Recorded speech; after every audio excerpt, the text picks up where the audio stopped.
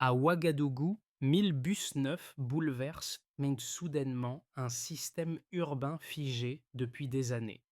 Financés sans dette extérieure, uniquement par l'or et le coton nationaux, ces véhicules condensent une promesse de mobilité, d'emplois locaux et de souveraineté économique sous pression sécuritaire constante. Que signifie réellement ce pari pour les familles pressées, pour la ville au quotidien et pour Ibrahim Traoré face à la volatilité des marchés mondiaux actuels? Un test grandeur nature commence observer bien au-delà du Burkina Faso. Cette analyse s'engage à dépasser l'image spectaculaire des 1000 bus pour évaluer ce qu'ils révèlent du pouvoir économique local. Pour vous, l'essentiel est de comprendre rapidement la crédibilité réelle d'un pari souverain. L'enjeu dépasse la mobilité urbaine et touche à une question centrale pour l'Afrique contemporaine. Un État, sous contrainte sécuritaire, peut-il financer, produire et maintenir une infrastructure lourde sans recourir à l'endettement extérieur? Derrière chaque véhicule en circulation se jouent des arbitrages précis entre investissement initial, coût de maintenance, formation technique et résilience budgétaire. Ces choix, souvent invisibles, déterminent la durée de vie du projet autant que son impact immédiat. Le risque est double. D'un côté, la volatilité de l'or et du coton peut fragiliser l'équilibre financier. De l'autre, l'échec renforcerait l'argument selon lequel l'autonomie économique reste incompatible avec l'instabilité sécuritaire. La promesse est tout aussi claire. Si l'expérience tient, elle pourrait redéfinir la manière dont des infrastructures africaines sont financées, auditées et rendues visibles aux citoyens. C'est précisément cette frontière étroite et décisive que l'on va maintenant examiner pas à pas. Dès les premières semaines, un chiffre s'impose et déplace le débat.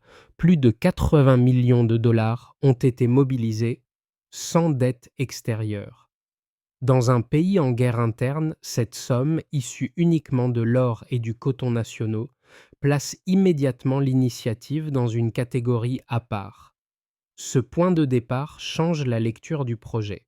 Il ne s'agit pas d'un programme de transport conçu dans un environnement stable, mais d'une démonstration menée sous contrainte sécuritaire permanente. Le Burkina Faso traverse une période marquée par la pression terroriste, des ressources budgétaires limitées et une défiance ancienne envers les modèles fondés sur l'endettement extérieur.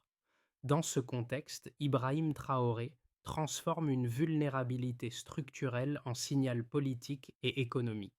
Le financement interne devient un message autant qu'un mécanisme. Le choix du transport public répond à une logique précise.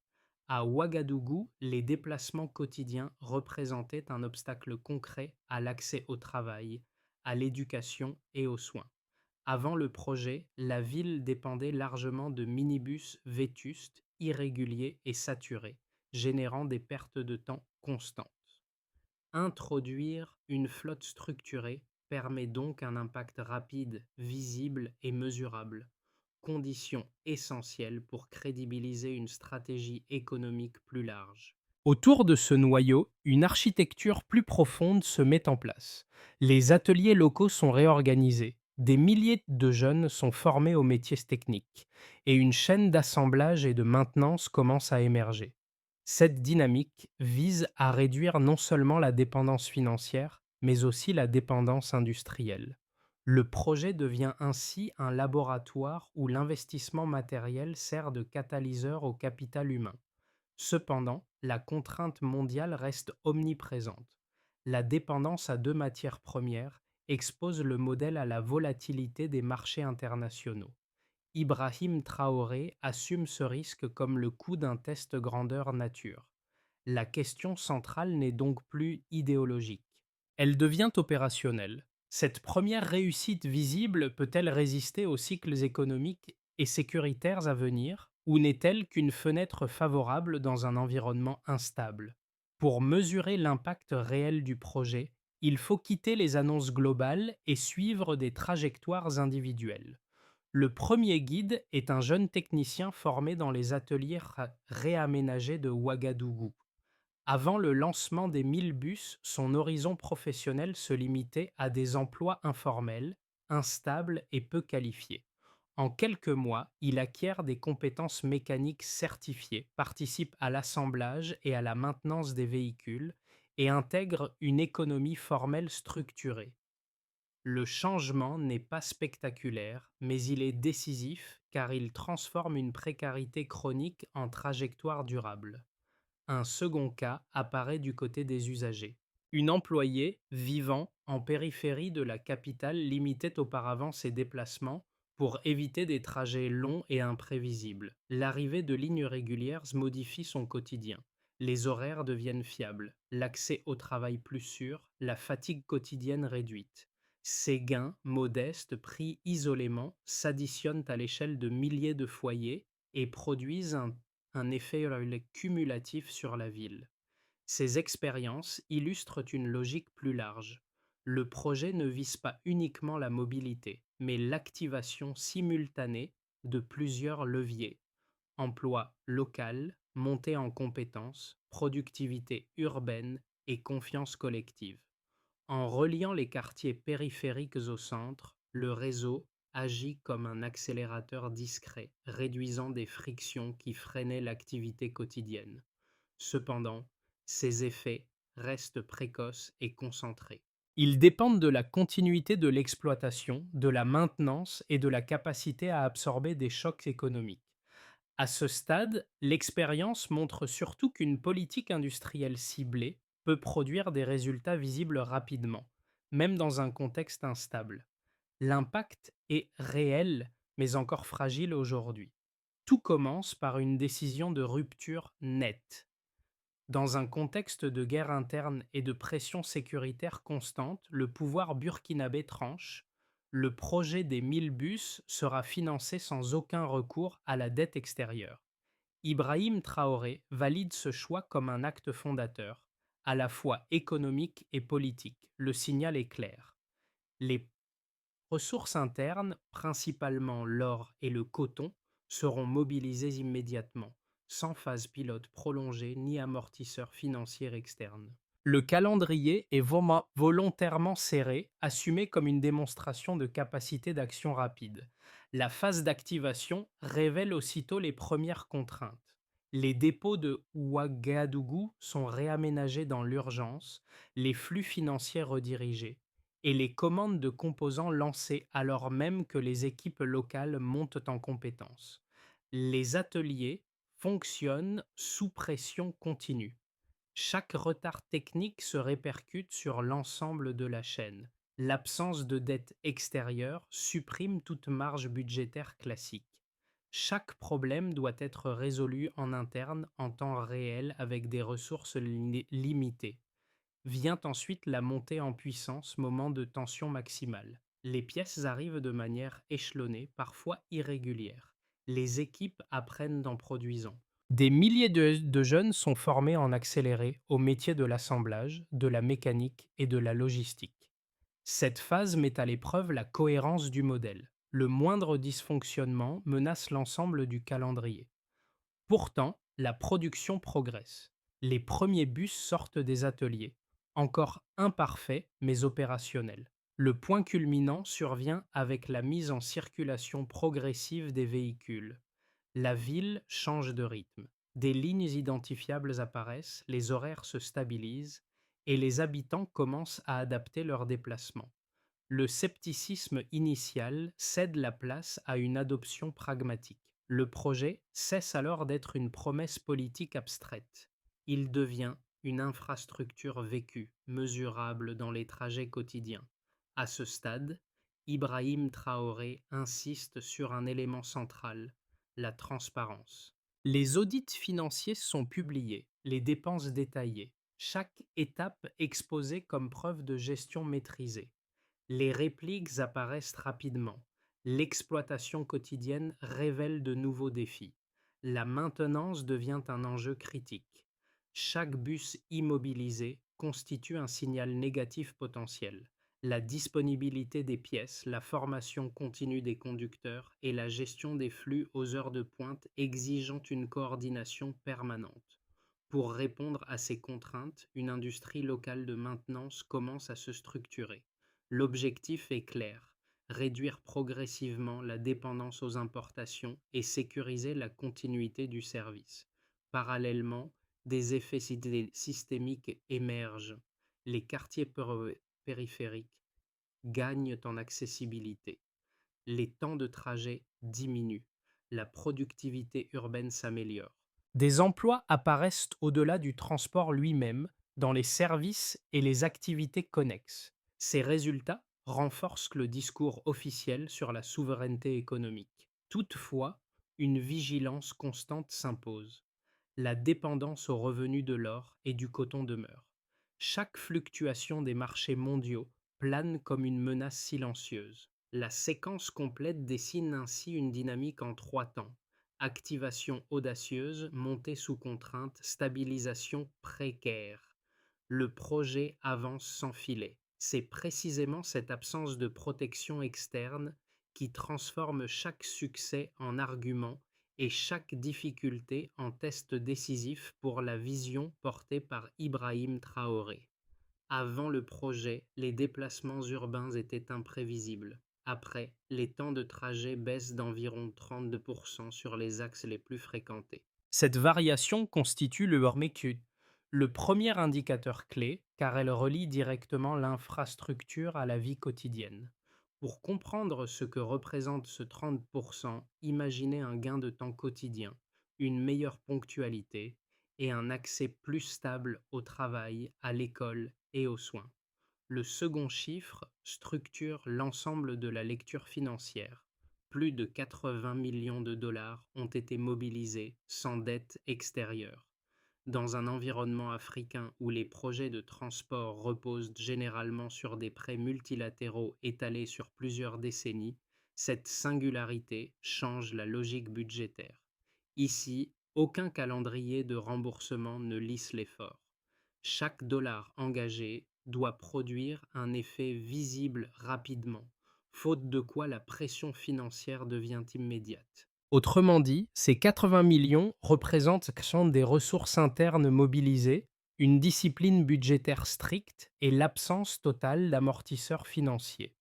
Le troisième indicateur concerne l'emploi. Le projet a généré plus de 10 000 emplois directs et indirects, répartis entre l'assemblage, la maintenance, la conduite et la gestion du réseau. Ce volume dépasse largement celui d'une simple exploitation de transport.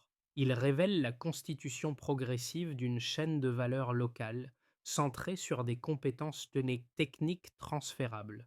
En pratique, cela signifie une insertion formelle rapide, des compétences durables et une diffusion économique qui dépasse le transport lui-même. Pris isolément, chacun de ces chiffres pourrait sembler encourageant mais insuffisant.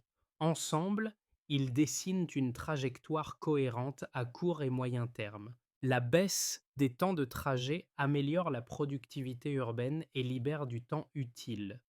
L'investissement sans dette démontre une capacité de mobilisation interne rarement observée dans un contexte de guerre.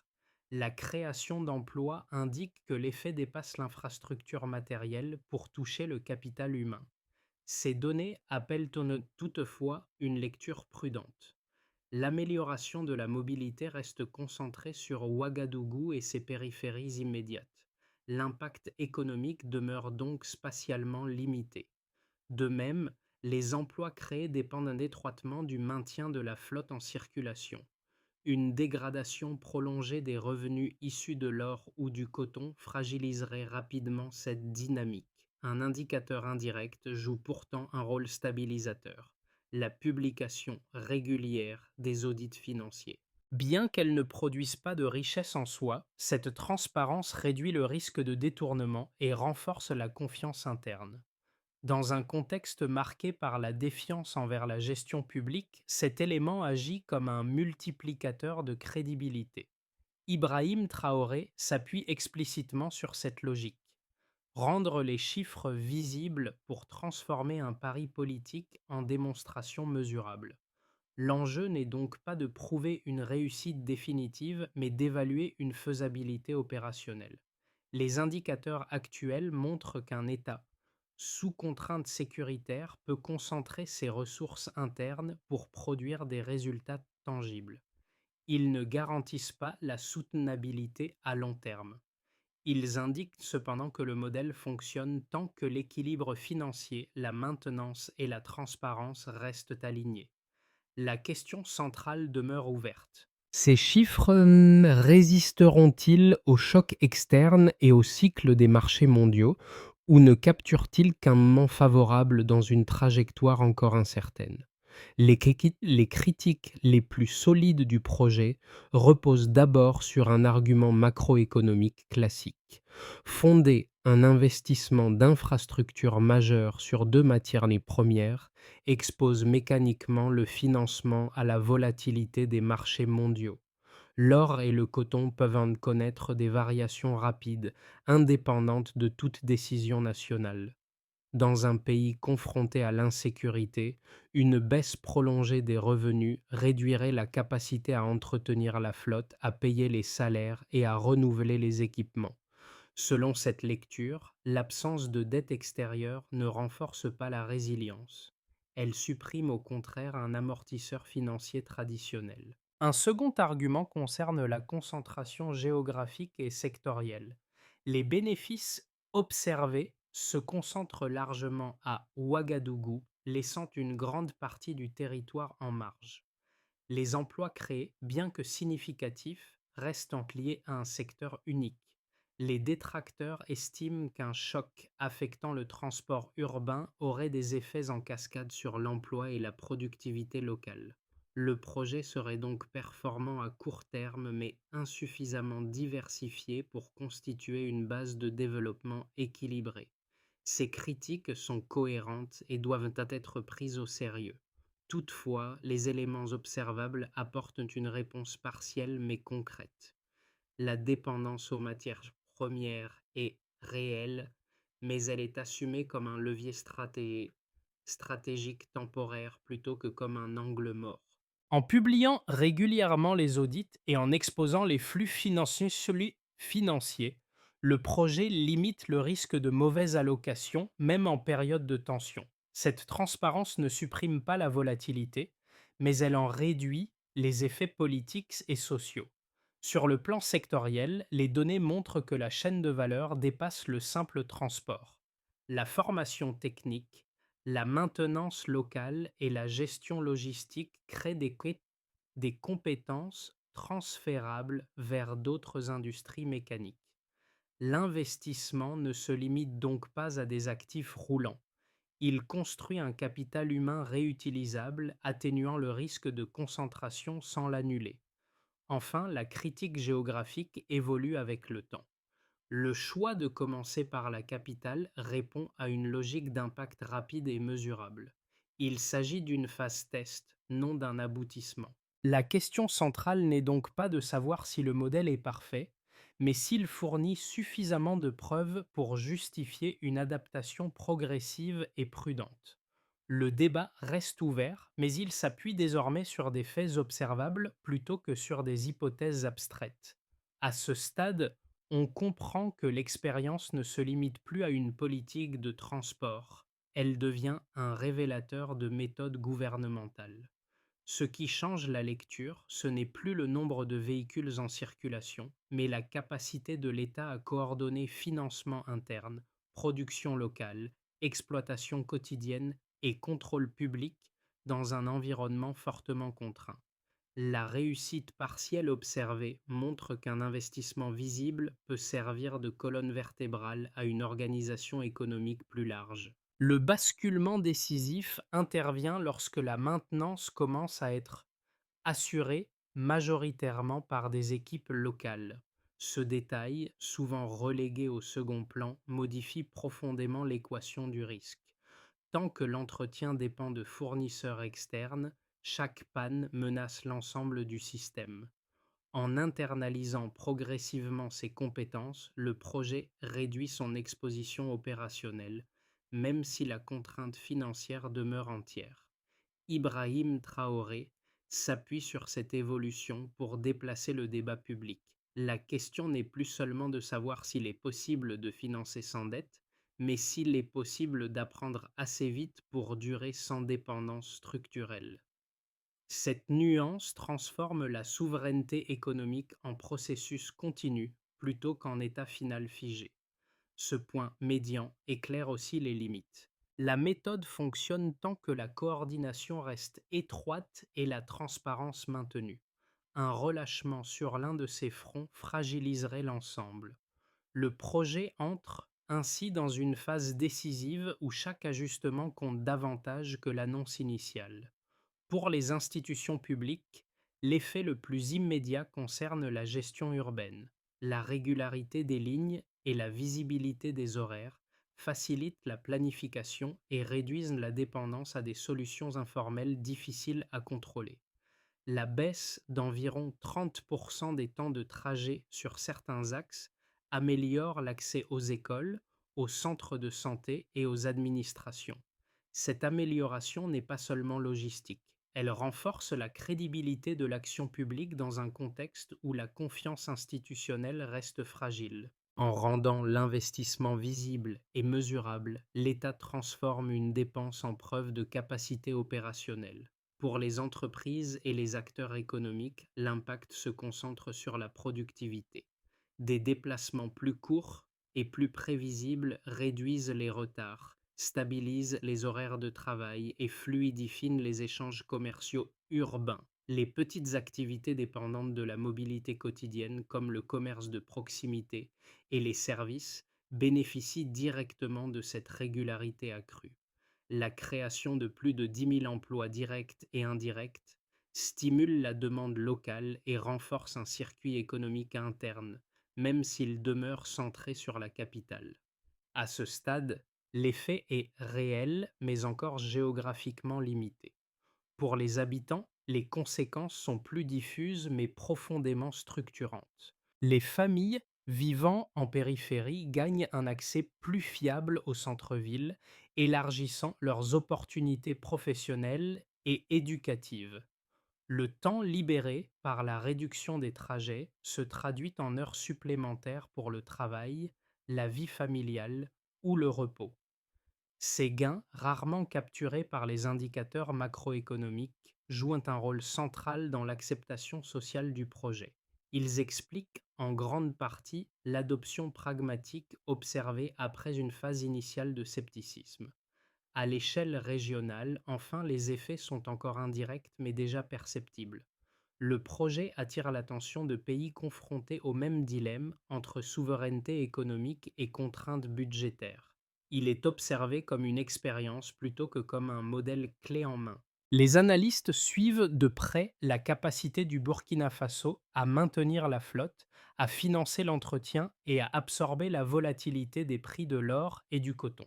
Dans ce cadre, l'initiative fonctionne comme un laboratoire à ciel ouvert, scruté au-delà des frontières nationales. Ibrahim Traoré relie explicitement ces conséquences à une vision politique plus large. Il présente les gains de mobilité, d'emploi et de compétences locales comme des preuves que la souveraineté économique peut produire des résultats tangibles à court terme. Toutefois, cette lecture s'accompagne d'une prudence stratégique assumée.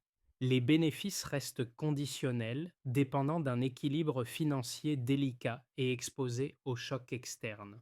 Ainsi, les conséquences du projet ne sont ni uniformes ni définitives. Elles dessinent une mosaïque d'effets, positifs mais réversibles, qui varient selon les acteurs et les territoires. C'est précisément cette hétérogénéité qui rend l'expérience pertinente. Elle montre ce que la souveraineté économique permet déjà et ce qu'elle n'a pas encore sécurisé durablement. Le scénario de base repose sur une stabilisation prudente. Dans cette trajectoire, la flotte existante est maintenue en fonctionnement sans expansion majeure. Les revenus issus de l'or et du coton demeurent suffisants pour couvrir la maintenance, tandis que les recettes liées à l'exploitation contribuent parallèlement aux coûts opérationnels. La priorité est donnée à la fiabilité du service, à la réduction des immobilisations et à la consolidation des compétences locales. Si cette condition est respectée, alors le projet s'installe comme une preuve de faisabilité durable, sans prétendre à une transformation nationale rapide. Le scénario optimiste suppose un alignement favorable des facteurs externes. Les prix des matières premières restent soutenables, la pression sécuritaire n'augmente pas et la coordination administrative conserve son efficacité. Dans ce cas, une extension progressive vers d'autres villes devient envisageable. De nouveaux ateliers seraient ouverts, les programmes de formation élargis et l'effet dépasserait Ouagadougou. Si cette trajectoire se confirme, alors l'initiative pourrait servir de levier à une politique industrielle plus large, tout en préservant le principe d'absence de dette extérieure. La crédibilité internationale du modèle s'en trouverait renforcée, ouvrant la voie à des partenariats choisis et encadrés. Le scénario de tension met en lumière les fragilités structurelles. Une baisse brutale des revenus, liée à l'or ou au coton, combinée à une dégradation sécuritaire, réduirait la capacité à financer l'entretien et le renouvellement des bus. Des immobilisations prolongées affecteraient rapidement la confiance des usagers, puis l'acceptabilité politique du projet. Si cette situation se prolonge, alors le débat sur le recours à des financements externes referait surface, non comme un choix idéologique, mais comme une réponse à l'urgence opérationnelle. Face à ces trois trajectoires, une recommandation de méthode s'impose.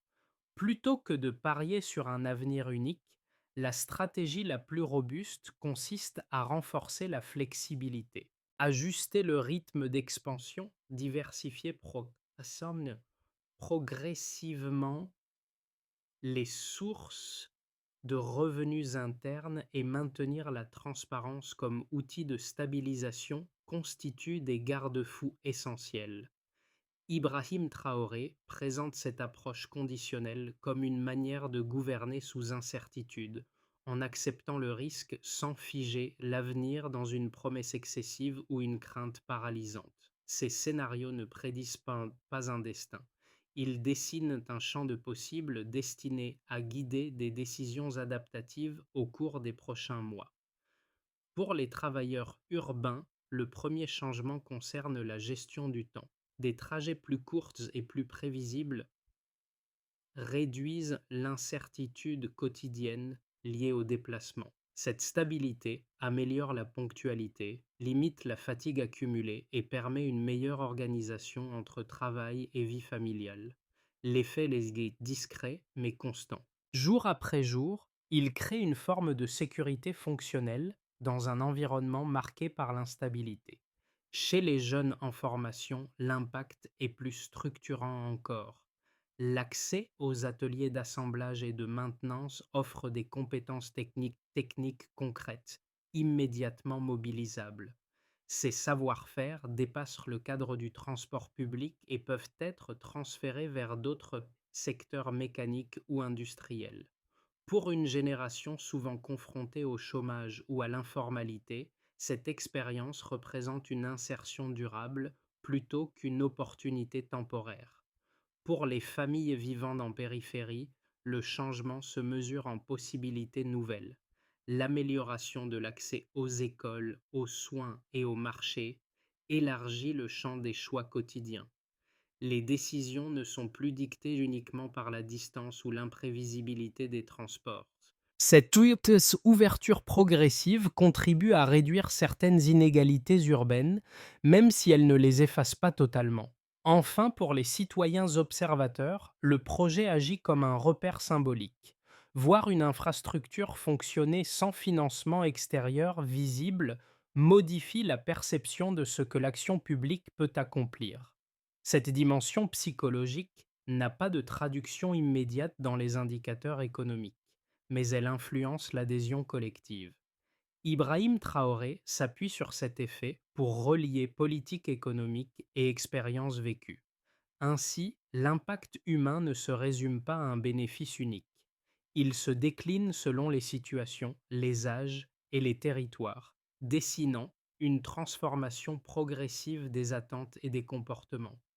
La première étape consiste à verrouiller la transparence financière comme règle permanente. La publication régulière des audits doit devenir un mécanisme routinier avec des indicateurs simples, comparables dans le temps et compréhensibles pour le public. Cette clarté réduit les soupçons, stabilise l'adhésion sociale et limite les erreurs d'allocation dans un contexte de ressources contraintes. Sans ce socle, toute consolidation fragiliserait la confiance acquise. La deuxième étape vise la professionnalisation durable des compétences locales. Les formations initiales doivent être prolongées par des programmes continus pour les conducteurs, mécaniciens et gestionnaires du réseau. L'objectif n'est pas seulement de maintenir les bus en circulation, mais d'anticiper les pannes, d'optimiser les coûts et d'améliorer la disponibilité. Cette montée en compétences conditionne la réduction progressive de la dépendance technique extérieure. Troisièmement, la diversification des flux de financement interne devient prioritaire. Sans renier le rôle central de l'or et du coton, l'État peut développer des revenus complémentaires liés à l'exploitation du réseau, à la publicité ou à des services associés. Cette diversification n'élimine pas le risque, mais elle amortit les chocs liés au cycle des matières premières et renforce la résilience opérationnelle. La quatrième étape concerne une extension territoriale prudente. Toute expansion vers d'autres villes doit s'appuyer sur des capacités locales déjà préparées, avec des ateliers et des équipes formées en amont. L'objectif est d'éviter une dispersion des ressources qui affaiblirait la maintenance existante et la qualité du service. Enfin, une cinquième étape s'impose: associer davantage les citoyens. Des mécanismes de consultation régulière sur les lignes et les horaires renforcent la légitimité du projet. Ibrahim Traoré présente cette implication comme un outil de pilotage autant que comme un symbole politique. Cette feuille de route ne garantit pas le succès. Elle définit toutefois des points de contrôle concrets, mesurables et ajustables, indispensables pour transformer une réussite initiale en trajectoire soutenable. Dans les ateliers de Ouagadougou, un geste revient chaque jour: serrer un boulon, ajuster un panneau, tester un circuit avant la mise en service. Ce geste simple renvoie aux trajectoires observées plus tôt, celles du technicien formé et de l'usagère périphérique dont le quotidien s'est stabilisé. Il relie l'infrastructure à une pratique concrète, répétée, exigeante. La souveraineté économique cesse alors d'être un slogan pour devenir une suite d'actions vérifiables. Ce rappel éclaire la portée réelle du projet. Les 1000 bus ne sont pas une fin, mais un support. Ils portent des compétences acquises, des horaires tenus, une confiance partiellement restaurée. Chaque circulation réussie confirme une capacité à produire, maintenir et décider localement, malgré la guerre et l'incertitude. Chaque panne, à l'inverse, rappelle la fragilité de l'équilibre et la nécessité d'une discipline constante. Ibrahim Traoré inscrit cette image au cœur de sa posture publique. Il ne promet pas une réussite définitive. Il assume une direction fondée sur l'effort interne, la transparence et l'apprentissage continu. Cette attitude résonne dans un contexte africain marqué par la lassitude face aux modèles importés et aux promesses non tenues. Rien n'est acquis.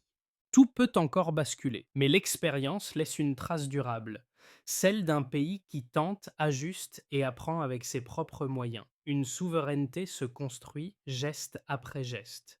L'expérience des 1000 bus dépasse désormais le cadre d'une politique publique nationale. Elle alimente une réflexion plus large sur les alternatives possibles au modèle de développement fondé sur l'endettement extérieur. Sans être reproductible à l'identique, le cas burkinabé invite à interroger la manière dont des États sous contrainte peuvent mobiliser des ressources internes, rendre les choix visibles et accepter une part de risque assumée. Cette initiative rappelle aussi qu'aucune trajectoire n'est linéaire. Chaque avancée repose sur des arbitrages clairs, observables dans la vie quotidienne autant que dans les équilibres financiers. Le débat qu'elle ouvre ne se limite pas à un succès ou à un échec. Il porte sur la discipline, la transparence et la capacité d'apprentissage collectif face à l'incertitude. Pour les observateurs, chercheurs, décideurs ou citoyens engagés, cette expérience constitue un point d'appui pour discuter de souveraineté, de résilience et de responsabilité publique, sans réponse toute faite.